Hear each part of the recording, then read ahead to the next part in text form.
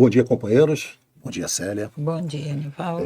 Mais uma satisfação muito grande estarmos aqui mais uma vez, junto com vocês, nessa nossa casa, o MAP, para juntos daqui darmos continuidade a esse estudo do livro Ação e Reação, esse nono livro de André Luiz, que a gente vai lendo e vai descobrindo, né, Célia, as miudezas de informações, o quanto isso vai nos acrescentando de entendimento de como a coisa no mundo funciona, no mundo espiritual, e trazendo para aqui, para a nossa vida do dia a dia. São informaçõezinhas que, na leitura, a gente às vezes passa, mas a gente tem que voltar para dar uma verificada novamente o que o André Luiz, o que o instrutor, como ele está se comportando, os motivos pelos quais eles vão abordando os assuntos para a gente, né, Célia? A gente sabe, a doutrina nos diz, e se as outras crenças não mencionam, eu não sei, não vou falar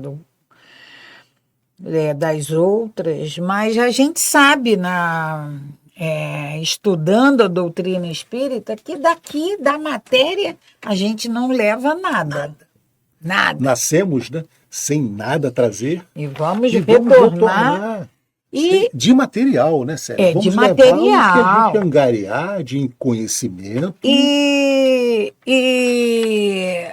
a nossa... Aí, aqui nesse livro, o inferno, ele vem...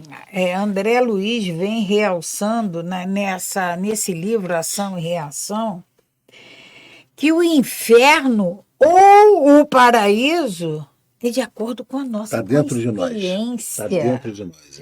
Quem vai criar isso, esse inferno ou esse paraíso, somos nós mesmos.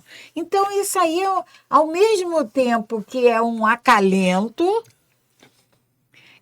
é educativo, porque se até agora eu fiz assim, e eu agora tomo conhecimento dessa verdade, você precisa começar a mudar. Eu posso mudar.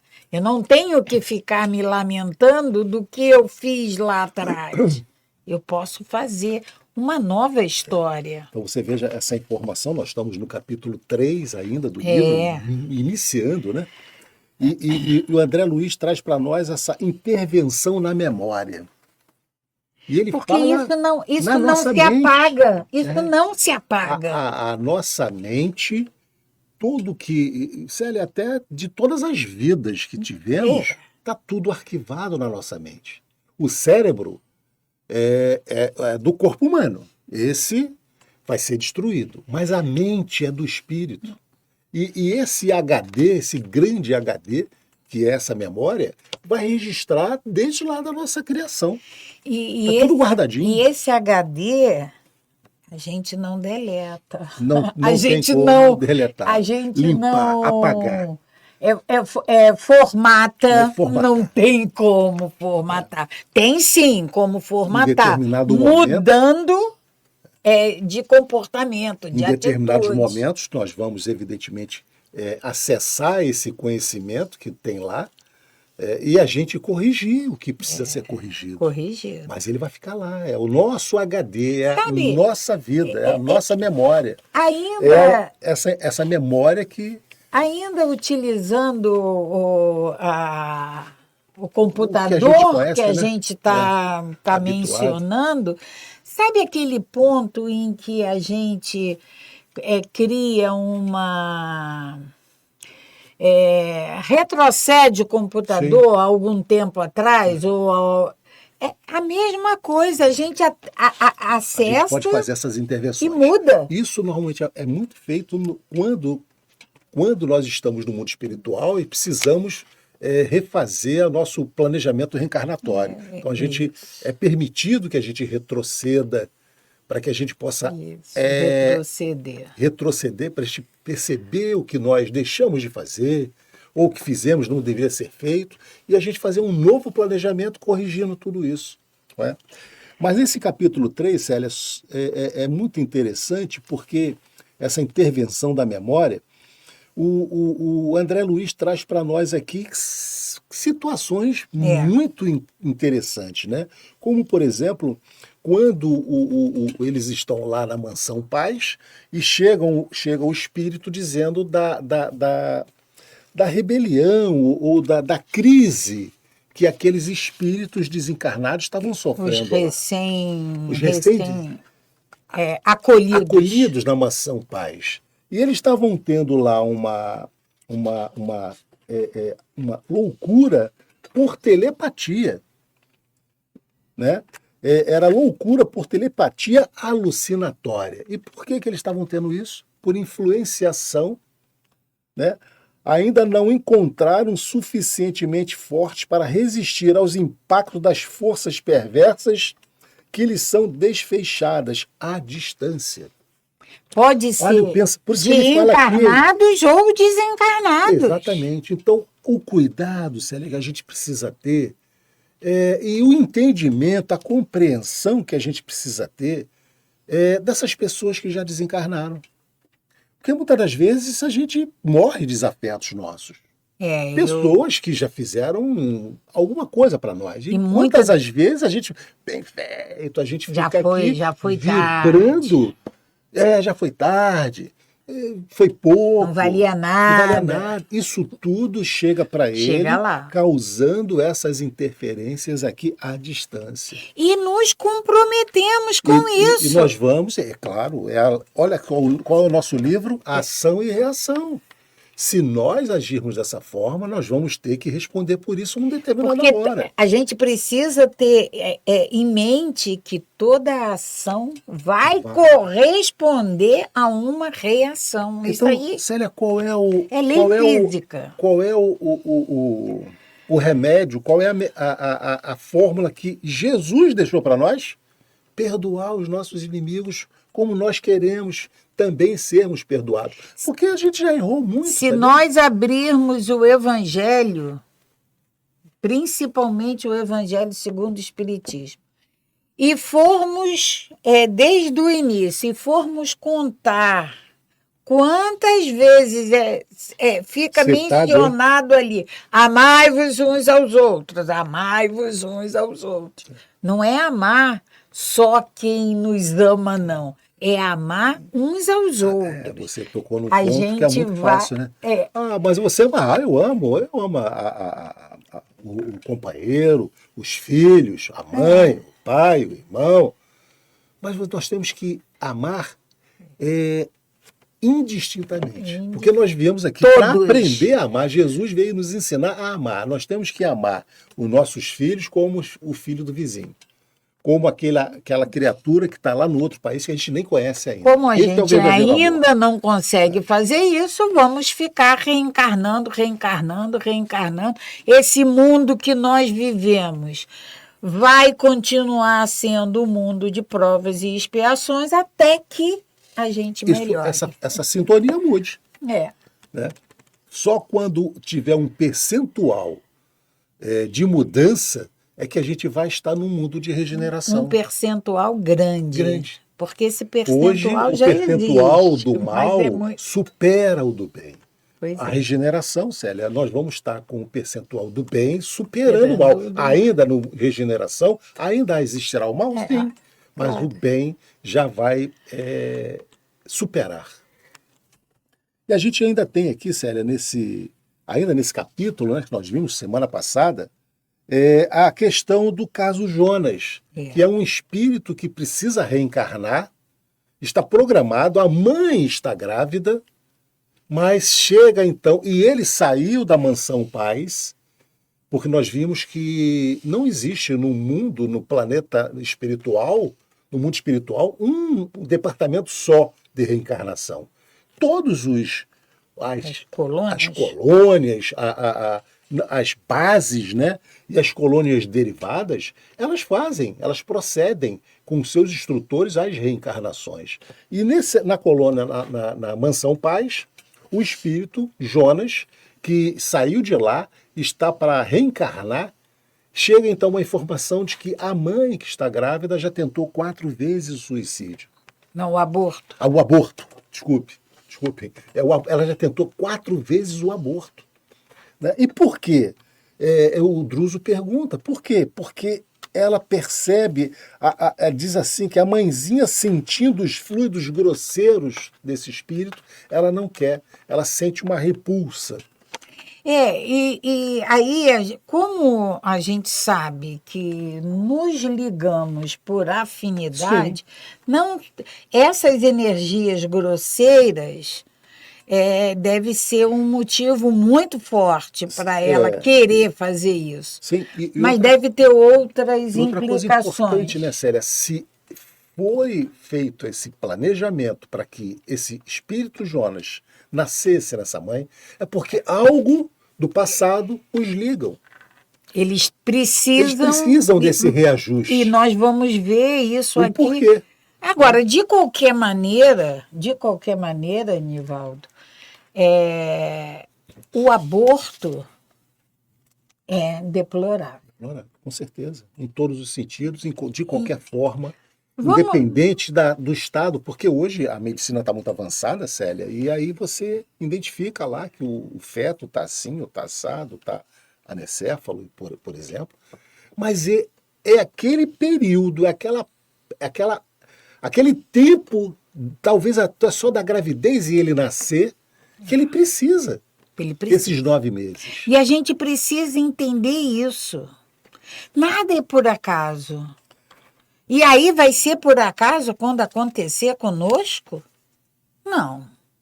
Nada continua sendo por acaso. Nada é por acaso. Se aquele espírito foi designado para aquele óvulo, para aquela fecundação que aconteceu, e ele apresenta qualquer problema, mas não vai sobreviver.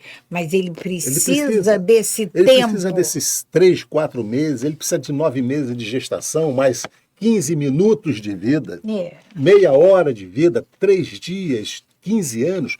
E a gente já falou isso aqui, Célia, só relembrando, o livro de Chico Xavier, Ícaro Redivivo, relata a reencarnação de Santos Dumont.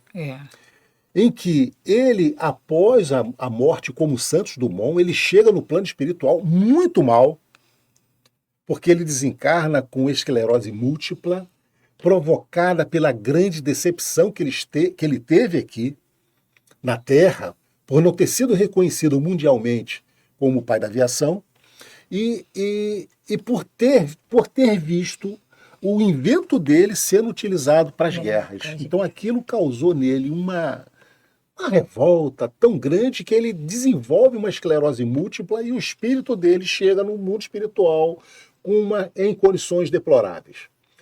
Pois bem, ele precisa reencarnar, ele antecipa, ele tem uma morte, um suicídio, ele morre por suicídio, porque ele adquiriu esse mal. Ele reencarna em uma família em São Paulo, isso está no livro de Chico, e com 3 anos ele cai da cadeirinha onde ele estava se alimentando. E aí ele tem uma convulsão e simplesmente perde todos os movimentos do corpo e ele fica por 15 anos assim.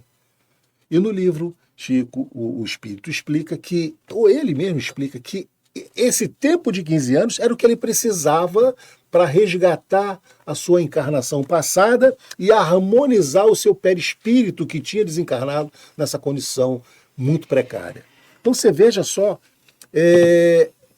o quanto... Ação e reação nessa história toda. Essa justiça divina, né, Célia, que a gente às vezes não entende, crianças que precisamos ter com situações difíceis, mas tudo isso tem uma explicação.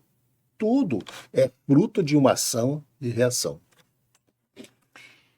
Então vamos fazer a nossa prece, vamos para que a gente dê início ao nosso estudo, agradecendo sempre a Deus nosso Pai, agradecendo a esse irmão que nos trouxe todos esses ensinamentos do mundo espiritual, todos esses ensinamentos que podemos utilizar para, quando retornarmos à pátria espiritual, podermos retornar um pouquinho mais esclarecidos, um pouco mais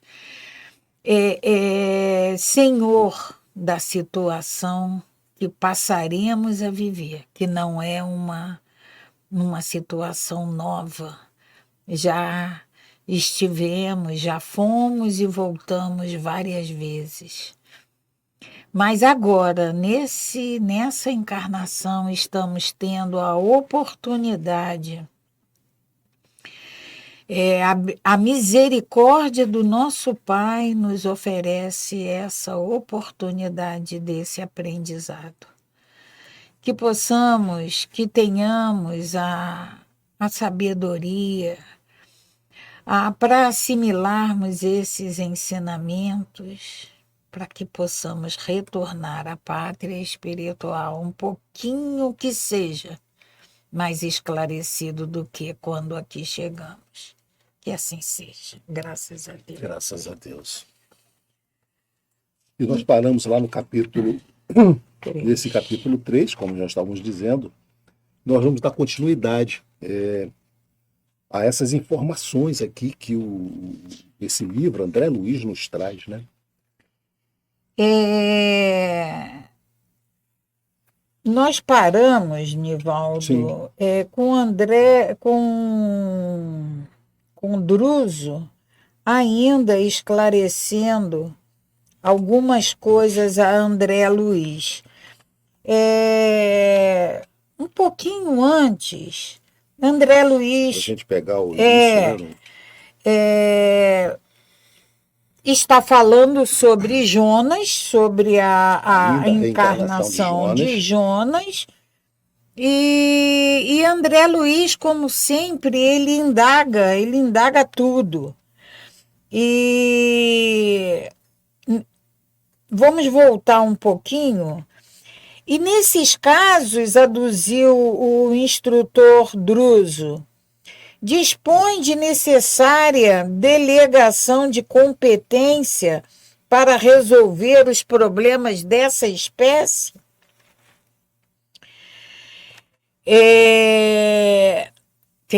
Quem pergunta isso é André Luiz. E aí Druso responde: nosso dirigente falou, o amigo prestimoso, como é razoável, não goza de faculdades ilimitadas e esta instituição é suficientemente ampla para absorver-lhe os maiores cuidados. Entretanto, nos processos reencarnatórios, funciona como autoridade intermediária. E aí André pergunta: de que modo? E Druso esclarece a ele: 2 vezes por semana reunimos-nos no cenáculo da mansão e os mensageiros de luz, por instrumentos adequados, deliberam quanto ao assunto, apreciando os processos que a nossa casa lhes apresenta. Ou seja, não é a mansão paz que dá a palavra final. Que dá a palavra Mas final. eles fazem todo o acompanhamento. Todo o acompanhamento. Ele expõe, tem lá as suas considerações e o processo é apreciado. Aí André pergunta: mensageiros da luz, porque eles se reúnem. Sim, são prepostos das inteligências angélicas. E precisa ser, né? Porque vai lidar com uma reencarnação, tem que ter todo tudo interligado. Então ele precisa ter esse conhecimento astral. São prepostos, André pergunta, são mensageiros da luz? E Druso responde, sim, são prepostos das inteligências angélicas, que não perdem de vista as plagas infernais.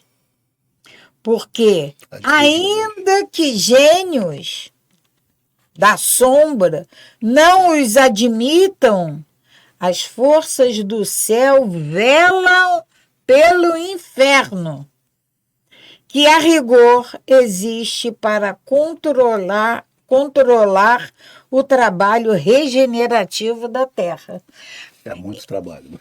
E aí, se a gente for lembrar do Evangelho segundo o Espiritismo, nosso Pai nos educa através da maldade do outro. Ele permite que esses infernos existam para nos corrigir, para nos educar. Não é castigo, não. Quando é que nós vamos fazer uma reflexão,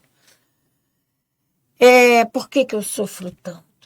Por que comigo dá tudo errado? Se eu não parar para pensar no que eu penso, no que eu falo, no que eu sinto, eu não vou me corrigir nunca. Então, enquanto eu quiser dar soco em ponta de faca, eu vou dar. Nosso Pai deixa. A gente vai ficar ali. Até a gente aprender que aquilo machuca. Aí vai chegar uma hora que a gente vai falar assim, não, eu não quero, só depende da minha vontade de ficar dando soco aqui nessa ponta. Não quero mais isso não, isso machuca muito. Então eu caio em mim, nós vamos cair, e nosso Pai sabe que esse momento vai chegar para todos nós, e aí a gente desperta. Então essa maldade... as forças do céu velam pelo inferno? Velam, sim. Nada está solto. Ele completa assim, né, Célia? Assim como o doente exige remédio, reclamamos a purgação espiritual. Né? Então, aqui a gente precisa de remédio. Lá eles precisam dessa purgação espiritual, essa limpeza espiritual, né? A fim de que nos habilitemos para a vida nas esferas superiores. Né? Temos que corrigir aquilo que fizemos, não tem jeito. Sem essa correção, Célia, o espírito não vai galgar planetas ou mais evoluídos, né? Colônias mais evoluídas. E é por isso que a gente diz assim, quando a gente ouve, né, as pessoas, mas eu não quero, depois eu não quero mais reencarnar, não. Mas a gente vai ter uma lucidez tão grande ao desencarnar, né, no momento oportuno, e dentro dessa lucidez, a necessidade de nos melhorarmos, que a gente vai, como aqui foi citado para nós, pedirmos, implorarmos para reencarnarmos. Dada a necessidade desse expurgo que nós precisamos fazer. E mais uma notícia que pode deixar muita gente alarmada, mas que não deve deixar. Muitos de nós participamos, escolhemos essas situações que vivemos agora. A espiritualidade diz que aqueles espíritos, aquelas pessoas que têm o mínimo de entendimento, ele já participa do planejamento reencarnatório. Só não aqueles espíritos em condições lamentáveis de situações, como ele diz aqui para nós, em um determinado momento, que alguns espíritos saem e reencarnam lá dos umbrais, né? Das zonas infernais, como ele cita aqui. Mas todos nós que já temos um mínimo de conhecimento, de entendimento, como espíritos, já participamos desse planejamento. E a gente escolhe passar por todas essas dificuldades, aí quando estamos aqui reclamamos. Exatamente porque fora desse corpo físico... É outro entendimento. É outro entendimento. E aí a gente vê com clareza o que nós realmente precisamos corrigir, reparar. E aí a gente pede para me dar, pelo amor de Deus, eu preciso dessa oportunidade. Aí a gente vem, nos é dada a oportunidade, a gente vem. E aí, quando chega aqui... Então, e o instrutor termina aqui esse parágrafo, né, Célia, dizendo exatamente da importância até de nós passarmos por situações difíceis. Ó. Ele diz, o inferno, para a alma que o erigiu em si mesma, é aquilo que a forja constitui para o metal. Ali, ele se apura e se modela convenientemente. Então, essas dificuldades que nós passamos é necessário para que a gente possa adquirir, evidentemente, quando passada com resignação, essa forja, essa forma forte. Porque o que a forja faz com metal? Molda. Molda aí. Então a gente precisa ser moldado, Célia, como a gente sempre diz, né? Ou pelo amor ou pela dor. Mas, infelizmente, a gente está no planeta de prova e expiação. E essa forja, essa forma, tem sido feita pela dor. É. E o companheiro ia continuar, Druso ia continuar, mas estranho ruído nos tomou a atenção. Ao mesmo tempo que um emissário, eu comentei isso na semana passada, eu ia fechar essa porta que não ia entrar mais ninguém, porque só entra problema. E nós falamos até, comparamos o Druso com a irmã Zenóbia. Zenóbia. Que obreiros. Sim, lá da colônia... da colônia Fabiano de Cristo. Fabiano de Cristo. Transitória. Casa transitória. Casa transitória. O companheiro ia continuar, mas estranho ruído nos tomou a atenção, ao mesmo tempo que um emissário varou uma das portas situada rente a nós e, abeirando-se de Druso, anunciou: instrutor, depois de amainada a tormenta, voltou o assalto dos raios desintegrantes. O orientador esboçou um gesto de preocupação e recomendou: liguem as baterias de exaustão. Observaremos a defensiva instalados na agulha de vigilância. Em seguida, convidou-nos a acompanhá-lo. Silas, Hilário e eu seguimos-lo sem hesitar. Atravessamos vastíssimos corredores e largos salões em sentido ascendente, até que começamos a subir de maneira direta. Antes da gente continuar, vamos lembrar aqui, Nivaldo, que semana passada, eu acho que foi no estudo passado, não sei se foi André Luiz, mas alguém pergunta, se André Luiz, Hilário, não sei. Alguém pergunta, mas eles não podem, esses assessores que entram, sim, eles não podem resolver, não? É claro que primeiro tenta se resolver, mas a decisão final é sempre do Druso.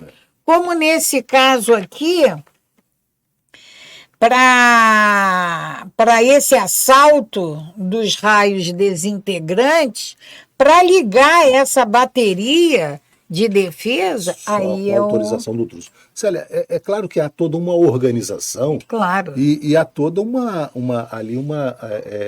sequência de autoridades e autorizações, né? Então, essa equipe do Druso, evidentemente, que resolve muitas coisas, mas há situações em que o Druso precisa dar a palavra final. Não é? O local conhecido por agulha de vigilância era uma torre provida de escadaria helicoidal, algumas dezenas de metros acima do grande e complicado edifício. Então, a gente faz uma ideia dessa agulha de vigilância. Seria um ponto mais alto, exatamente, que ele ia ter acesso a uma visão ampla de cima, né? No topo, descansamos em pequeno gabinete, em cujo recinto interessantes aparelhos nos facultaram a contemplação da paisagem exterior. Assemelhavam-se a telescópios diminutos que funcionavam como lançadores de raios que eliminavam o nevoeiro, permitindo-nos exata noção do ambiente constrangedor que nos cercava, povoado de criaturas agressivas e exóticas, que fugiam espavoridas ante o vasto grupo de entidades que manobravam curiosas máquinas à guisa de canhonetes. Sério, precisa só esclarecer, isso aí é no mundo espiritual. No mundo espiritual. São espíritos que, infelizmente, terminaram as suas vidas e foram para os umbrais. E lá, como André Luiz mostrou para nós um pouquinho lá no livro Nosso Lar, no início em que ele desencarna e passa 8 anos no umbral, são cenas aterrorizantes, como novamente está sendo descrito aqui. E aí, como você falou, Nivaldo, foram levados para o umbral. Quem levou? As suas consciências. As nossas consciências vão criar esse inferno e esse paraíso. Então você veja só, criaturas agressivas e exóticas que fugiam espavoridas entre vasto grupos de entidades que manobravam curiosas máquinas à guisa de canhonetes. Eles estavam sendo perseguidos. Veja, e eles queriam se refugiar na mansão Paz. Mas eles não estavam ainda preparados para serem recebidos na mansão Paz. E aí, André pergunta, estaremos assediados por um exército atacante? E Druso responde, isso mesmo, confirmou Druso, calmamente. Esses ataques, porém, são comuns. Com semelhante invasão, pretendem nossos irmãos infelizes, olha como ele se refere, nossos irmãos infelizes. Pretendem nossos irmãos infelizes deslocar nossa casa e levar-nos à inércia, a fim de assenhorarem a região. Ou seja, tomar conta da região. Alguma coisa parecida com o que a gente vive no nosso planeta, Célia? Não é? E aquelas equipagens que vêm a ser, enunciou meu companheiro assombrado, Oquilas ou Hilário. Podemos defini-las como canhões de bombardeio eletrônico, aqueles canhonetes. Sim. Podemos defini-las como canhões de bombardeio eletrônico, informou o orientador. As descargas sobre nós são cuidadosamente estudadas, a fim de que nos atinjam sem erro na velocidade de arremesso. E se nos alcançassem? Perguntou meu colega. De certo, provocariam aqui fenômenos de desintegração suscetíveis de conduzir-nos à ruína total, sem nos referirmos às perturbações que estabeleceriam em nossos irmãos doentes, ainda incapazes de qualquer esforço para a emigração, porque os raios desfechados contra nós contêm princípios de flagelação que provocam as piores crises de pavor e loucura. E a gente precisa lembrar exatamente o título do capítulo, né, Célia? Que é essa intervenção mental, né? Por isso é que... E é por isso, porque esse bombardeio eletrônico, eles vão causar vão mexer pavor e loucura. Vai na mexer no nosso estrutura psiquismo. da Mansão Paz, E com os internos, né? e que Druso diz, as descargas sobre nós, ou seja, esse bombardeio eletrônico sobre a Mansão Paz, são cuidadosamente estudadas a fim de que nos atinjam sem erro na velocidade de arremesso. Ou seja, eles estudam... Eles têm lá um exército de ataque. Coordenados, com ciência, né, com conhecimento. Porque ele diz aqui que são cuidadosamente estudados. Então não é feito assim aleatoriamente, não. Há uma coordenação, até no mundo espiritual, do mal. Vamos lembrar que Druso, a orientação que Druso deu foi que liguem as baterias de exaustão. Lá no início, quando o mensageiro chega comunicando, ele as pede... baterias vão fazer a proteção da Mansão Paz contra esses ataques.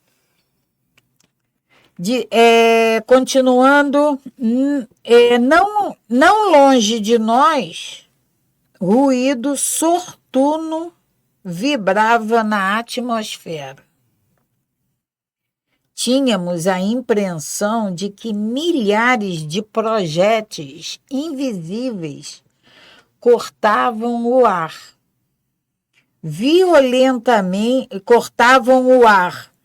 violentamente, sibilando a reduzida distância e acabavam em estalidos secos a nos infundirem pavorosa impressão.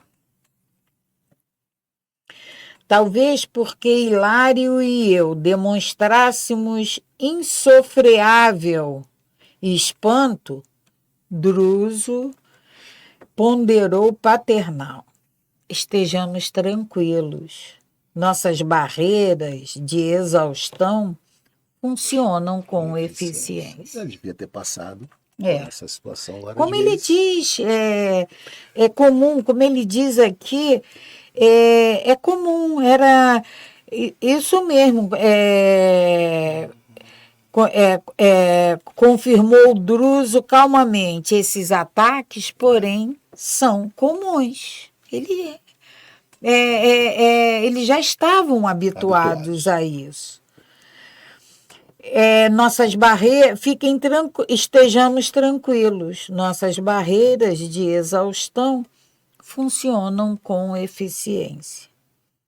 E designou-nos o olhar assustadiço, longa muralha, constituída por milhares de hastes metálicas, cercando a cidadela em toda a extensão. qual se fosse larga série de para-raios habilmente dispostos. Protegendo a cidade. Então, ao redor de toda a mansão, tinha essas hastes, né? como se fossem um para-raios. Em todos os lances do flanco atacado surgiam faíscas elétricas a fulgurarem nos pontos de contato atraídas pelas pontas a prumo, aquelas hastes. O espetáculo, em sua beleza terrível. Porque, você veja bem, né? Era uma situação, uma beleza terrível mesmo, né? Era uma beleza porque estava sendo protegido, mas era uma situação aterrorizante. O espetáculo, em sua beleza terrível, caracterizava-se, a olho nu, pela cintilação dos contrastes entre a sombra imensa e a luz relampagueante.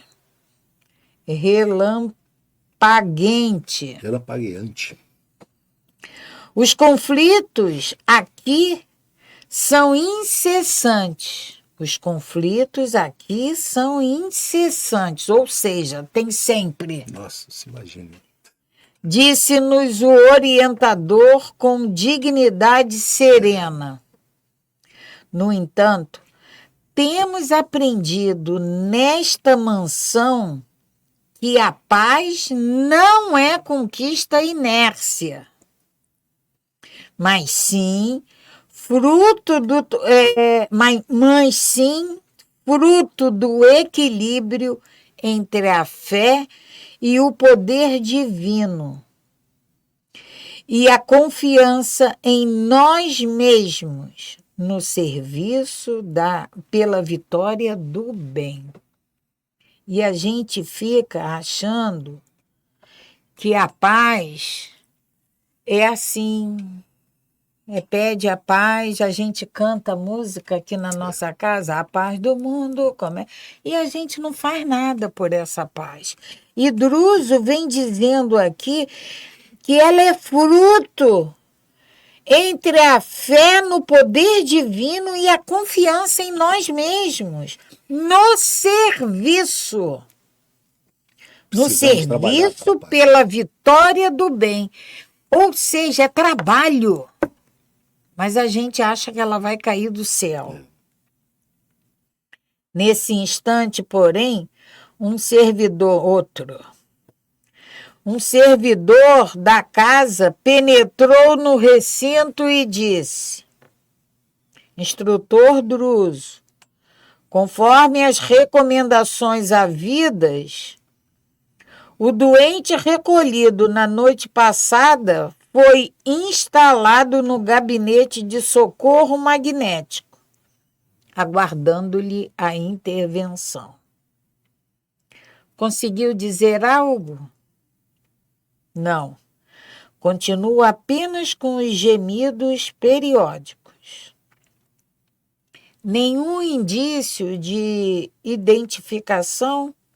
Nenhum. O mentor infatigável convidou-nos a segui-lo, explicando que a operação em perspectiva poderia oferecer importantes elementos de estudo ao trabalho que nos propunhamos a realizar. Aí Druso deve atender a esse irmão. Continua. Continua. A breve trecho de tempo, vimos-nos os quatro numa sala de regulares proporções, que primava pela simplicidade e pelo azul repousante. Em mesa desmontável, um homem disforme estirava-se em decúbito dorsal respirando apenas. Para referir-nos com franqueza à criatura sob nossos olhos, cabe-nos afirmar que o aspecto do infeliz chegava a ser repelente, apesar dos cuidados de que já fora objeto. Ele já tinha sido socorrido, já tinha. sido A gente supõe que já tivesse sido melhorado, Mesmo mas aí assim, o era aspecto do infeliz chegava a ser repelente, apesar dos cuidados que já havia sido objeto. Parecia sofrer inqualificável hipertrofia. Então, estava todo deformado, né? Mostrando braços e pernas enormes. Entretanto, onde o aumento volumétrico do instrumento perispirítico se fazia mais desagradável, era justamente na máscara fisionômica. no rosto, No né? rosto. Na máscara fisionômica, no rosto. O volume, a gente imagina que devia de ser uma coisa muito alterada, né? Desproporcional, né? E bem alterado. Então, fazia mais desagradável era justamente na máscara fisionômica, em que todos os traços se confundiam, qual se estivéssemos à frente de uma esfera estranha à guisa de cabeça. Então não tinha definição de nariz, boca, orelha, os olhos. Era uma bola.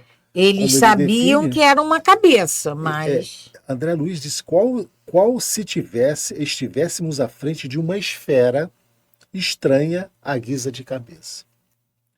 Seria um homem desencarnado em algum atropelamento terrestre, aguardando ali o imediato alívio que se deve aos acidentados comuns? André Luiz, acho que pergunta isso mentalmente, né? Druso sentiu-nos a pergunta silenciosa e explicou. Exatamente. André Luiz pensa e o Druso sentiu a pergunta silenciosa. porque a linguagem dos espíritos é o pensamento. E Druso vai explicar. Trata-se de um companheiro dificilmente identificável, trazido aqui por uma de nossas expedições socorristas. Então, se ele foi socorrido, Célia, ele já apresenta condições mentais para tal. Ou a gente ouve também, Nivaldo, intercessões por preces, Sim. por pedidos de espíritos mais evoluídos, mas é claro que ele já apresentou alguma algum conquista. Né? E aí, trata-se de um companheiro dificilmente identificável, trazido aqui por uma de nossas expedições socorristas. Mas terá sido recentemente liberto do mundo físico, morreu há pouco tempo, desencarnou há pouco tempo, né? Indagou meu colega Hilário, tanto quanto eu, dolorosamente impressionado. Célia, nós vamos continuar isso aqui na próxima semana. Nosso tempo está expirando, infelizmente. A gente vai continuar essa apresentação desse caso por André Luiz, desse irmão que foi socorrido nos umbrais, e o porquê, como essas condições provavelmente vai ser esclarecido para nós. Então, nós vamos mais uma vez agradecer a todos vocês pela oportunidade de estarmos conosco aqui participando desse estudo tão evolutivo, né? Que nos traz tanto esclarecimento. Então, que a gente tenha aí um final de manhã e um início da tarde com muita paz, com muita tranquilidade, esperança, e vamos refletir. Vamos refletir sobre tudo que a gente estuda e fala aqui. E a gente fala isso, evidentemente, a Célia e eu trazemos para nós. Nós somos os primeiros a trazer esse entendimento para a gente. Então, que Jesus nos abençoe, nos proteja sempre e nos dê sempre essa oportunidade do progresso individual. Que assim seja. Paz e bem.